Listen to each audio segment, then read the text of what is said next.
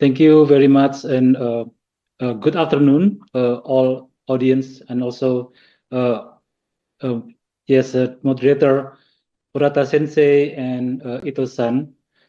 I would like to thank again to RIETI for having me in this occasion, and in this webinar. I would like to present a topic that is currently quite a lot being discussed by the whole stakeholders in the industry sectors, not only in the automotive sector, but the whole ecosystem, including the energy and as well as semiconductors and mining sectors. Yes, this presentation that titled EV Market in ASEAN, Policies, Current Status and Framework of Possible Outlook. In the next around 30 minutes, I would like to deliver why the reason why ASEAN countries needs electric vehicles, and we would like to also look a little bit about the strength and the structure of automotive sector in ASEAN, and then the main reason of this, which is the decarbonization, and we would like to also look at how the current policy measures to promote electric vehicles have been implemented in ASEAN. What are the determining factors that create the market, that create the absorption capacity of the users of the markets? And then I would like to present one of the possible future situation of ASEAN in comparison to other world regions. And finally, what are the factors to consider when we would like to develop a roadmap or a master plan, or simply an outlook of the future situation? What should we take into account? What aspect that to develop those kind of framework for EV penetration or roadmap? So I would like to start with first the reason why ASEAN country needs electric vehicles. Next, please. So these are the main motivations that ASEAN countries formally mentioned. The first one is to mitigate climate change. That means to reduce carbon dioxide emissions and to obtain or to achieve, for example, like the national determined contribution target, to improve air quality. That means especially in the urban area where we have a very low quality of air, and by improving air quality means reducing pollutants such as particulates, NOx and SOx that come out from the vehicle.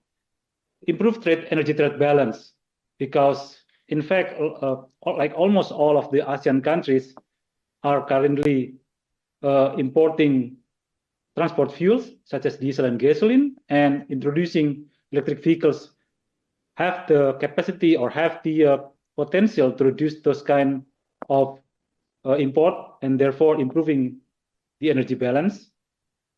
As well, boosting automotive industry sectors, because ASEAN countries are kind of region that makes the region that is really being more and more depending on the development of its automotive sectors. And finally, to reap wider economic impacts. I would like to go with this presentation touching one of the motivations and others directly and indirectly. So next, please. So yes, this is the ASEAN automotive industry situation currently, and ASEAN automotive industry has been were developed mainly in the late 60s to the 70s, and it was based also on the cooperation between ASEAN countries and Japan. For example, in Indonesia, the implementation of Japanese automotive industry is very significant, and like one of the very popular brand in Indonesia was Kijang. Kijang is an abbreviation of Kerjasama Indonesia-Jepang, or Indonesian-Japan Cooperation, and it was produced by Toyota starting from the late 70s, and until now it makes the most popular brand or also model. And total ASEAN sales has increased by 2 times or double in the last 10 years. But we need to look also like for the development of the recent years. Indonesia and Thailand have been experiencing a stagnation of its auto vehicle sales. And the type of vehicles that are very popular in the regions consists of pickup trucks, multi-purpose vehicles, subcompact, and mini cars. And for example, like in Indonesia, the most popular brand is the Toyota Avanza and several other Daihatsu, which are very popular, and those makes like the class of a vehicle between 1,300 cc to 1,500 cc. And we have like in the region this kind of pyramidal model of the industry. On top we have few numbers of assembler, followed by tier 1, and then at the bottom we have tier 2 or tier 3 auto parts producers. And this is an example of the figures that we have from Thailand. And lastly, the strength of the automotive sector in ASEAN is not only based on its domestic sales, but also, and most importantly, it is based on its export sales or export trade. And we trade to almost 120 countries. Next, please. This is the situation of the automotive export destination of ASEAN, and these constitute among the most important competitiveness of the industry. So that's why automotive sector in ASEAN is currently keep on growing. And what is interesting is that intra-ASEAN trade, so export between ASEAN countries, makes the biggest part of this export. And then there are two world region or countries that are being the main destination of ASEAN countries, which is Australia and Saudi Arabia. We see like in the right chart that Thailand, for example, has its principal destination export country is Australia, followed by Vietnam, Philippines, Saudi Arabia, and Uni Arab Emirates. Indonesia in the second place, following Thailand in terms of export volume, has its destination countries, among others are Philippines, the most important, Vietnam, Saudi Arabia, Thailand, and Mexico. And we see that there are also like Malaysia that export mostly to the internal ASEAN countries, and Vietnam. And Vietnam figures is quite interesting because it exports to US and European Union countries like Spain, UK, and Germany, as well as to North America, Canada. So in fact, the destinations are also diverse. Export destinations are also quite diverse, and it is always based on what are the country producing and exporting. Next, please. So we start with these figures of that represent the main reason why ASEAN need also electric vehicle. First is the need to decarbonize of its transport sector as among the main energy consuming sectors. This is a study that are presented in the ERIA Energy Outlook and Saving Potential published last year. So, for example, we see that transport sector currently like the second biggest energy consuming sector, second from the industry sector. By 2050, so by mid of the century, in the business as usual situation, we see that the transport sector energy consumption will increase by more than 3 times. But if ASEAN as a region would like to achieve its carbon neutrality, then it really needs to decrease transport sector energy consumption. So the increase instead of 3 times will be needed to be limited to less than 2.5 times. So by 2050, it needs to reduce its energy consumption in transport sector by almost 28%. How to decrease this kind of energy consumption is, of course, by increasing energy efficiency. And one of the most important way to increase efficiency is by switching into electric vehicles. Next, please. This is another study also produced by ERIA in collaboration with the Institute of Energy Economics Japan, IEJ. And we see here two kinds of scenarios as well, baseline or business as usual. And the right side is the scenario where carbon neutrality target will be achieved. The top chart concern the passenger light duty vehicles, and the bottom chart are the heavy duty vehicles, buses and trucks. So we see that in terms of transport demand that is represented by the billion vehicle kilometer, we see that in both scenarios, we assume that the transport demand will develop in the same amount from now to 2060, which is considered as like a mid of the century.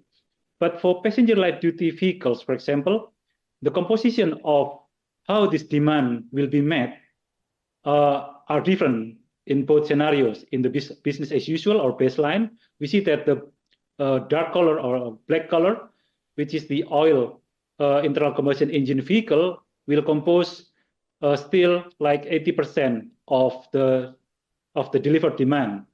But in the scenario CN 2050-2060, which is the carbon neutral scenario in the right side, we see that the yellow color will be dominating. Like by 2060, like around 90% of the mobility of passenger will be delivered by battery electric vehicle. On the other hand, for buses and trucks,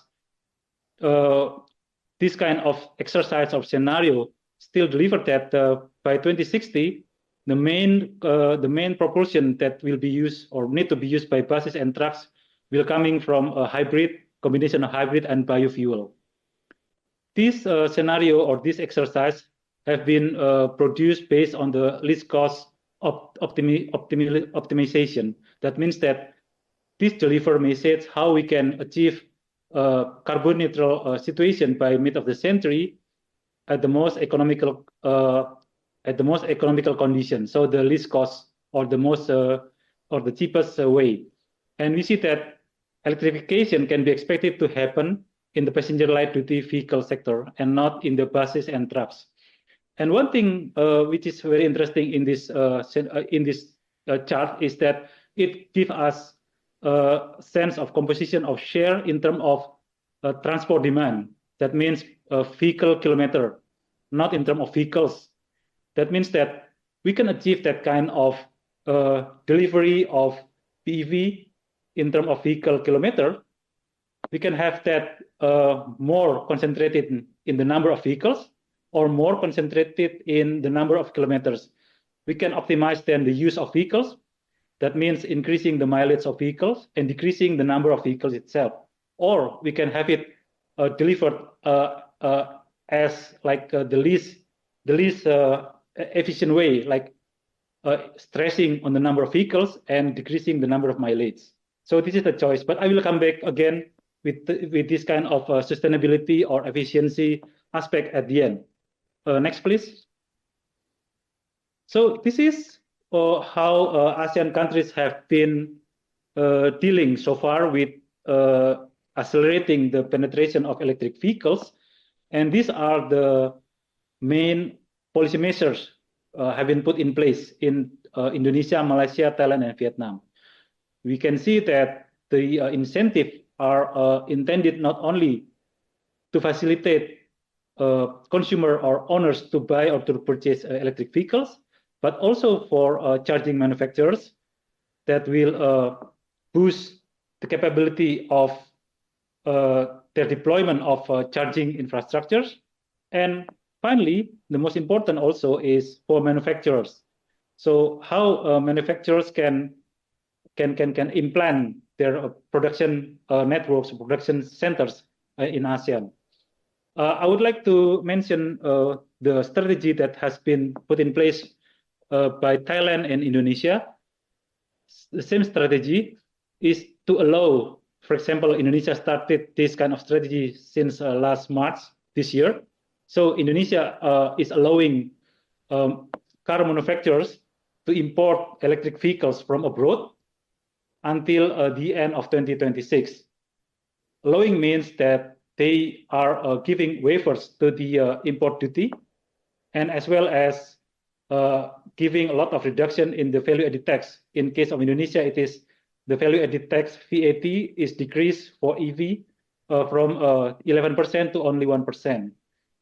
So with these two incentives, the waiver of import duty and this VAT, those kind of manufacturers can import cars, but they will have the obligation to produce the same amount of imported cars in Indonesia until the end of 2027.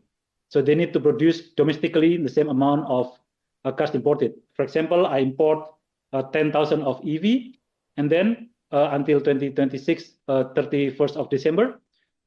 But in the same time, I have the obligation to produce the same amount, 10,000 of electric vehicle produced domestically in Indonesia. So this kind of incentive are really intended to move or to concentrate the supply chain of production in the country. This has been done by Thailand, and now we see that a lot of production centers, for example, from the Chinese manufacturers have been implanted in Thailand, and they are able to produce EV domestically. So next, please. So this is the major policy targets that are being the background of those previously shown policy measures. So for example, Thailand would like to have 30% of its annual local production by 2030. Indonesia aim at having 20% of car sales by next year. And then Malaysia as well, a bit delayed by 2030, and then Philippines as well. They would like to stop selling of internal combustion engine cars and have the 100% of EVs sold by 2040. But at the same time, we see a lot of market situation that also at the end affect how fast our EV penetration in those regions. Three of the main factors are: first, infrastructure or ecosystem. So people are really considering the number of charging stations, the availability of charging stations that they can have, because people mindset is still really determined by old or conventional way of driving internal combustion engine vehicles. So driving range or driving anxiety is the main reason. And secondly, the available model. So available model in the market is really determining what purchase in what kind of purchase level will be achieved in ASEAN countries. This means like consumer preference, number of seats, the size of cars, the power, and so on. But the least factor that is really that we really need to consider is the total cost of ownership of purchasing the car or procuring with the car, as well as in the way that we will operationalize the car. So this is really affected by the price competitiveness of the car purchase or car sales or EV at the showroom, and then fuel price comparison between ICE, HEV, as well as the electricity tariff, how big the subsidy that we get, and then the regulation on the production of internal combustion engine and consumption. This will really determine the total cost of ownership, and at the end, users will really consider that as one of the main points. Next, please. So looking at these policy measures, targets, and the current and the recent years' sales, we can see that ASEAN market will still be quite slow in absorbing electric vehicles. In this chart, we have current situation 2023, and then the 2035 sales of cars, and this is divided into internal combustion engine in gray, hybrid electric vehicle. So this is non-plug-in hybrid electric vehicle, and then the blue block is the battery electric vehicle and plug-in electric vehicle. So we can see that currently 2023 data told us that only 5% of the sales in ASEAN country consists of BEV and PHEV, 8% is hybrid, and the remaining 86% is still internal combustion engine vehicles. And with this kind of growing rate, we expect that in ASEAN, the shifting in the sales toward 2035 will be still mainly toward the hybrid, 33%, and only 13% of the sales by 2035 will be battery electric vehicles and plug-in hybrid electric vehicles, and the remaining a bit more than half is internal combustion engine. In other world region, for example, like in the US, 64% of the sales by 2035 will be BEV and PHEV. In China, it will be higher, 67%. And in Europe, will be 89%. Will be 89%. And in Europe, there will be no more hybrid vehicles or internal combustion engine vehicles by 2035 because they will ban all of those fossil fuel vehicles being sold starting from 2035. So ASEAN country is quite slow in its BEV and PHEV penetration, and the shift will be towards HEV. But still, this is only one of the possible outlook. Only looking at the current policy measure, only looking at the current recent years sales. But situation can change during in the real world between now and 2035. And I would like to present now, as the last part of my presentation, several aspects that we need to consider in looking at this outlook and how the outlook should be in the next 12 or 10 years. Next, please. So the first thing that we need to consider is the power generation mix. I present here power generation mix in Indonesia and in Malaysia. So this is like the left side of the Indonesian chart, for example, is the business as usual, as well as the chart for Malaysia, business as usual, where in Indonesia, for example, around 60% of the power generated will be coming from coal power plants. And by 2050, in the business as usual BAU, will still be more than or 50% or like 55%. The penetration of renewable will be quite slow, so only less than 20% by 2050. In Malaysia as well, the business as usual scenario of the power generation mix will still be based on the natural gas and coal, and then penetration of renewable will be slow. But we have also APS, which is a kind of alternative policy scenario where we assume that penetration of renewable will be higher, and the share of coal and natural gas will be lower compared to the business as usual. Next slide, please.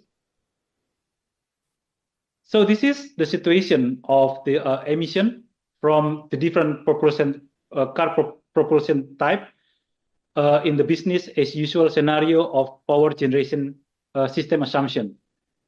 So looking at this BAU scenario of power generation, we can see that from 2019 to 2050, both in Indonesia and in Malaysia, of course, internal combustion engine will be the dirtiest vehicles, as we can see, with a big amount of gram of carbon dioxide per kilometer. So ICE is internal combustion engine. But we can see also that BEV is in fact not the cleanest vehicle in this kind of scenario exercise up to 2050. We can see that by 2050 in both Indonesia and Malaysia, BEV is, Indonesia, for example, BEV will be emitting in average 87 grams of CO2 per kilometer.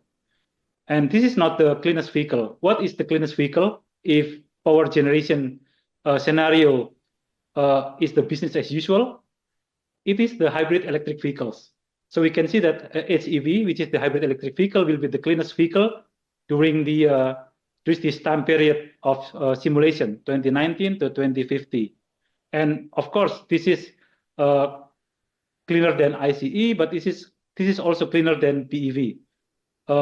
Yeah, this is this emission coming from not only from the car operational, on-road operational, but also from the provision of electricity generation, also from the provision of fuels. So we can see tank to wheel means the provision of fuel and electricity, and wheel to tank means operational side. So BEV, in fact, only has its well to tank blue bars because it doesn't emit anything during the tank to wheel or operational phase. So next, please. When we have the power generation mix scenario as APS, where there will be more, or we assume more renewable and less coal and less gas in the power generation, we see that situation change. In Indonesia, for example, BEV will become the cleanest vehicle starting from 2040, and of course, ICE will be still the dirtiest vehicle, and also hybrid electric vehicle will be the second dirtiest vehicle in this kind of scenario simulation. By 2050 in Indonesia, BEV will become also the cleanest vehicles. In Malaysia, BEV will become already the cleanest vehicle starting from 2030. So it will be faster when the power generation mix assumption is changed. So in fact, then this the main message of this is that electric vehicles, battery electric vehicles, will really be decreasing emission of greenhouse gases only if power generation mix will be changed in ASEAN. Next, please. So now I would like to give a little bit about the economic impacts. In another study of ERIA, we have a 4 scenario. So first is the reference scenario, where the car electric vehicle penetration will be limited to a bit more than 20%, and it will be based only on the hybrid electric vehicles. And then we have HEV bridge scenario in the right upper chart. This assumes that the sales of vehicles in ASEAN will be consisting of electric vehicles more than like 60%, and 40% will be BEV, and this will be HEV or hybrid electric vehicle will be playing a role as a bridging between this kind of situation now and future. And then we have BEV ambitious scenario, where by 2040, 100% of the light passenger duty vehicles will be 100% battery electric vehicles. Hybrid will be very low percentage, as well as ICE by 2040. E-motorcycle advance is the scenario where the penetration of battery electric vehicle will be starting from the sales of motorcycles, but in the sales of cars, it will be the same as in the reference scenario. Next, please. In this study with the IEJ, Institute of Energy Economics Japan, we try to look at the impact of the different EV penetration to the economic sectors. That means production value and employment. We have two kinds of way of modeling. The first one is budget-free, and the second one is budget-constrained. Budget-free methodology means that every saving or every spending that we do in the scenario in relation to buying vehicles and to buying electricity or buying fuels will not be compensated by other saving or other spending in other sectors. Budget constraint methodology means that what we spend in one sector will be saved in another sector. On the way around, what we save in one sector will be spent in other sectors. So when we look at the budget-free situation for the production value, for example, we see that both in Malaysia and in Indonesia, at the beginning, we will have a positive increasing positive production value. That means that there will be penetration of both battery electric vehicle and internal combustion engine vehicle being sold at the same time. And this will, in the budget-free situation, this will growing up until some situation where the tipping point will take place. That means that the sales of electric vehicle will be becoming important, and this will decrease the production value because people will save more of the energy spending. So with the more electric vehicles coming into the vehicle stock, the less people will spend on the energy consumption, both fuel purchasing as well as electricity, because electric vehicle is more energy efficient than internal combustion engine. In the budget constraint situation, in the budget-free situation, employment will show negative values. That means that there will be a negative impact of penetration of BEV. One of the most important character of this industry is that electric vehicle will need less employment than the conventional internal combustion engine industry. In the budget constraint situation, the situation will be different. In the production value, at the beginning, there will be we will need some time to compensate what are the spending on those automotive sector in saving in other sectors. Let's say the saving that we have or spending that we have in automotive sector will be compensated later on with the spending in other sectors.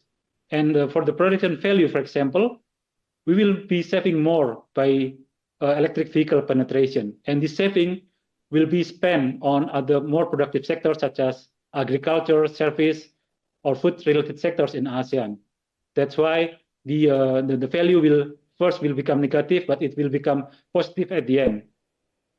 The spending that we will have in the more productive sector also will generate more employment, and that's why we hope that this kind of electric vehicle penetration will also generate more employment.